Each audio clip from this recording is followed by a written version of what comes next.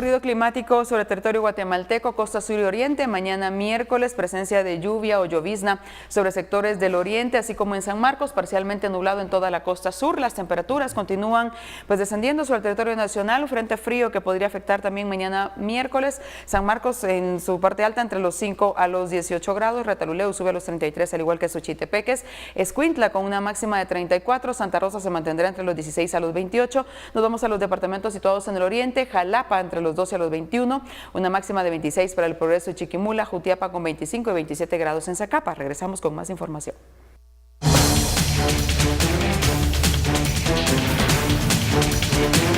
Gracias, Marisol. Pasando a otros temas, el ex policía y piloto Óscar Pérez, que protagonizara acciones de alto impacto mediático contra el gobierno de Nicolás Maduro, murió en un operativo de captura desplegado por las fuerzas policiales y militares en las afueras de Caracas. Esta es la información.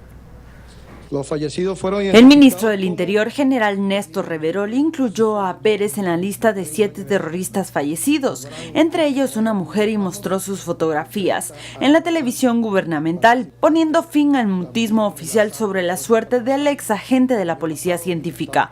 Pérez, de 36 años, era el hombre más buscado por las autoridades de Venezuela, desde que el 27 de junio sobrevoló Caracas en un helicóptero policial, con algunos de sus hombres lanzando 4 granadas contra el Tribunal Supremo de Justicia y disparando contra el Ministerio del Interior. El ataque ocurrió en medio de una ola de protestas contra el presidente Nicolás Maduro, que dejó unos 125 muertos entre abril y julio de 2017. 7 meses después, comandos militares y policiales realizaron la operación contra el ex policía y sus hombres, a quienes rodearon en una casa de Caracas. Reverol precisó que otros 6 miembros del grupo, 4 hombres y 2 mujeres, están detenidos y 7 procesados, en tanto que 2 policías murieron y 8 resultaron gravemente heridos. La muerte de Pérez ha provocado polémica en el país. En 15 videos que difundió en Instagram, durante el operativo, el piloto, con el rostro ensangrentado, había acusado a las autoridades de querer matarlos, pese a que estaban dispuestos a entregarse. Por una Guatemala en paz, Betsy Vázquez. Hay civiles aquí adentro. Dijimos que no íbamos a entregar y no quieren dejar que nos entreguen, nos quieren asesinar. De regreso a nuestro país, el Ministerio de Educación autorizó el ingreso 1 hora más tarde del horario habitual para los estudiantes de varias escuelas públicas del altiplano de Guatemala que están siendo afectados por la onda de frío. Después de haber consultado con las autoridades del INSIBUME y la CONRED, el Ministerio de Educación autorizó el ingreso a las escuelas 1 hora después del horario habitual. En los próximos días hay una entrada de frentes fríos muy consecutivos, uno muy fuerte lunes y martes, y entonces con el señor ministro tomamos la decisión de dejar en disposición de los directores departamentales del occidente que en aquellos municipios del altiplano donde la sensación térmica es muy baja pudieran entrar 1 hora más tarde. Los directores de las escuelas del altiplano del país que han tomado esta medida se comprometieron a plantear la estrategia para reponer el tiempo posteriormente. Quetzaltenango ya activó el sistema en 19 municipios.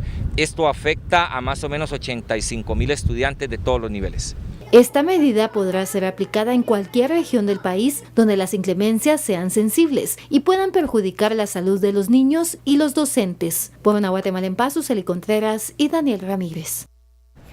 Y autoridades se acercan a los colegios privados para verificar facturas y prevenir cobros no autorizados por el Ministerio de Educación y que son motivo de sanciones por la DIACO y la SAT.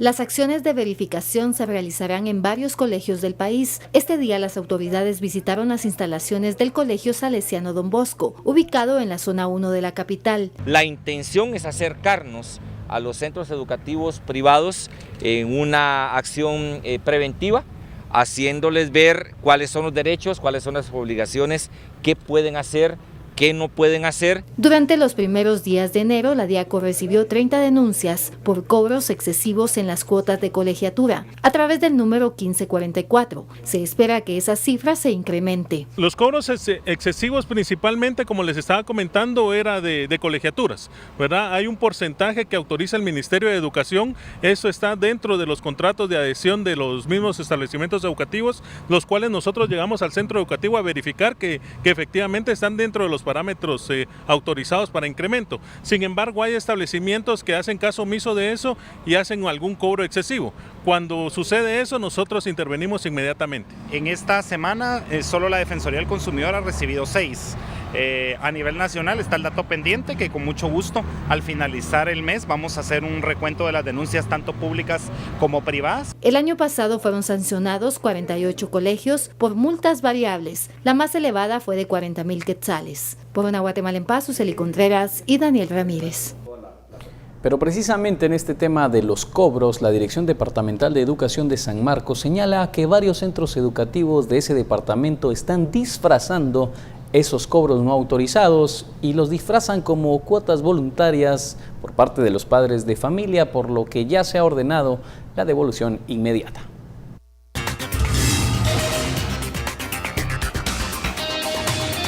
Las autoridades de educación señalan a 11 centros educativos del sector público de San Marcos que a una semana de haberse iniciado el ciclo escolar estarían realizando cobros ilegales, disfrazándolos como contribuciones voluntarias de los padres de familia. Se asocia a inscripción, a algún gasto que se genera, digamos, en los establecimientos que de alguna manera no es permitido.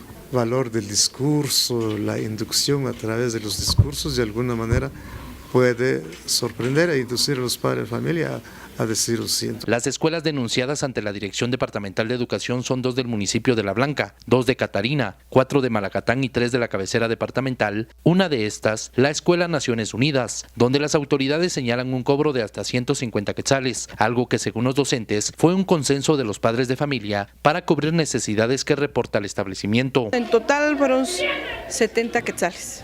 ¿Eso fue al inicio del ciclo? Sí, al inicio del ciclo, ajá. Todos los padres de familia fueron los que colaboraron. Los 70 se dividieron, ¿va? Quedamos una sería para porque el Ministerio de Educación nos da a nosotros a lo que son para todo para hacer el atolito, no así para pagar y para el gas. Entonces de ahí se va despegando para el gas, también para las comisiones de evaluación. Por su parte, el director de la escuela, Raimundo Fuentes, aseguró que no tiene conocimiento de los aportes que estarían a cargo de la organización de padres de familia, ya que son quienes manejan los fondos, mientras que la Dirección Departamental de Educación giró instrucciones a los supervisores educativos para que de inmediato se devuelvan las contribuciones voluntarias que los padres de familia habrían entregado. Desde San Marcos, por una Guatemala en paz, Whitmer Barrera, Noticiero Guatevisión. Y pacientes que acuden a la Unidad Nacional de Atención al Enfermo Renal Crónico, así como al Hospital Regional de Escuintla, esperan que sus necesidades puedan ser resueltas luego de presentar una denuncia al Procurador de los Derechos Humanos, Jordán Rodas, quien efectuó una gira de trabajo el lunes en el departamento.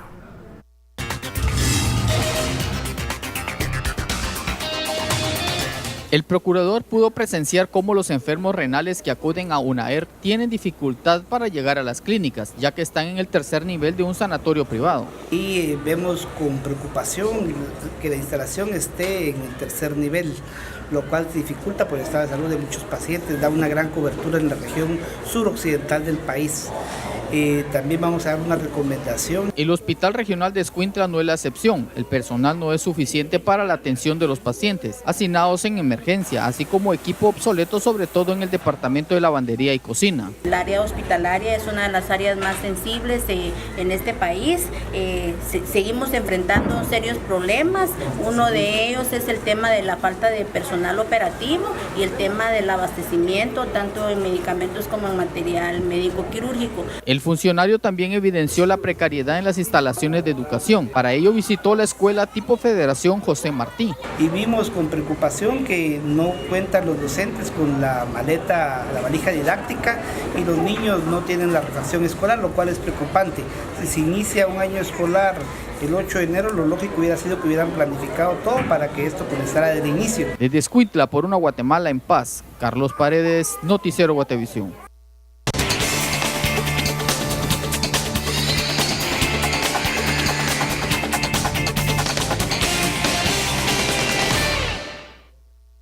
En la actualidad, un término ampliamente utilizado es ciberseguridad, que puede asociarse con otras palabras como ciberespacio, ciberamenazas, cibercriminales u otros conceptos compuestos. Hoy será Eric Sosa, el líder del grupo de negocios de la nube de Microsoft en Centroamérica, que nos explicará a qué tipo de ataques están vulnerables hoy en día las empresas y sobre todo cómo se puede prevenir. Se dice que existen dos tipos de empresas, aquellas que ya fueron atacadas y aquellas que no saben que ya fueron atacadas. Es decir, toda empresa en este momento puede sufrir un ataque. ¿De qué tipo? La verdad es que el tipo más común que está ocurriendo en este momento es el que se denomina ransomware. Es aquel ataque en donde ya no estamos viendo al atacante nada más como una persona que quiere hacer daño, sino una persona que encima de que quiere hacer daño quiere sacar un beneficio. Y vemos ese tipo de ataques en donde se da un secuestro de datos, por ejemplo. Te secuestran tus datos, tú no puedes operar y obviamente tú, bueno, en el menor de los casos, tú pagas una liberación o un rescate de tus datos para seguir operando. ¿Qué pueden hacer las empresas que están sometidas a un ataque? Primero es pedir ayuda. Eso es sumamente importante. Hay muchas empresas en Guatemala que están dedicadas al tema de ciberseguridad. Diría que ciberseguridad en muchos ramos, tanto en física como en virtual a nivel de software, por ejemplo. La gente piensa que el antivirus nos protege contra todo y la verdad que no. Los antivirus nos protegen contra aquellos ataques que conocemos, lamentablemente. Pero ¿qué pasa con los ataques que no conocemos? Ya hay cierto tipo de software que empiezan a detectar comportamientos y nos hacen un análisis del comportamiento. Eso es sumamente importante. Empezar a detectar las cosas que podrían ser maliciosas pero que aún no estamos seguros y ser un poquito paranoicos en el tema. La clave más importante es cómo creamos una cultura de seguridad en la organización. Eso significa cómo hago yo para que como política todos los accesos sean seguros, cómo hago yo para que la gente pueda entrar, por ejemplo, solo a través de un usuario autenticado dentro de mi red, cómo puedo hacer para proteger la información que se está filtrando y que posiblemente sea seguro. Todos tenemos un celular, por ejemplo, en el que nos podemos llevar información y esa protección a nivel de seguridad también hay que cuidarla muchísimo. Ciberseguridad es un área de la informática crítica en la actualidad, ya que a través de la red se comparte información cada segundo. En la nueva era, cada día hay cerca de 1,6 billones de personas y con ello hay otras que buscan atacar a organizaciones principalmente para robarles datos de sus usuarios y por ello hay diversas empresas que prestan el servicio para la protección del software de las compañías.